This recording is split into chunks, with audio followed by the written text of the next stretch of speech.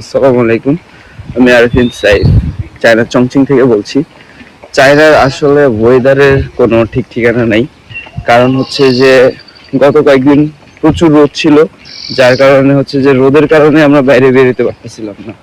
But আজকে আবার দেখেন যে পুরা বৃষ্টিতে ভিজা অবস্থা খারাপ, ঠান্ডা অনেক আজকে।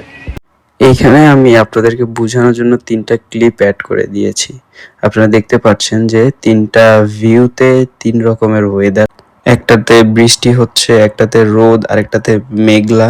চায়নার ওয়েদার আসলে এভাবেই চেঞ্জ হয় কিছুক্ষণ পর পর। যদিও এখানে ৩টা ভিউ ৩ দিনের তোলা, তারপরে হয়তো ১ দিন বা ২ দিনের পার্থক্য। আমরা সকালে বের হয়েছিলাম পানি নেওয়ার জন্য।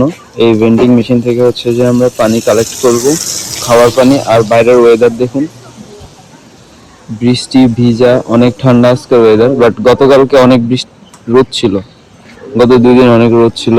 বাট আজকের ওয়েদার দেখেন, চায়নার ওয়েদার মনে হয় যে প্রতি সেকেন্ডে সেকেন্ডে, মিনিটে মিনিটে, সকালবেলা এক ওয়েদার দেখি, বিকালবেলা আরেক ওয়েদার, রাতে আরেক ওয়েদার, অনেক চেঞ্জ হয়।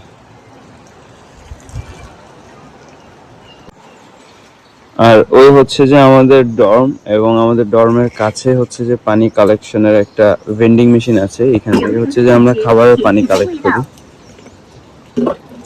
আগে ছোটটা পুরাতো না, বড়টাই দেয়।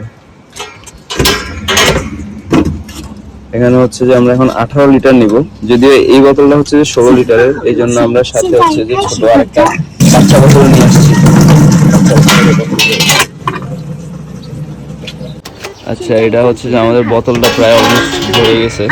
দেন হচ্ছে যে আমাদের যে ছোট বোতলটা, ওইটাতে বাদ বাকি পানিগুলো নিব এখন।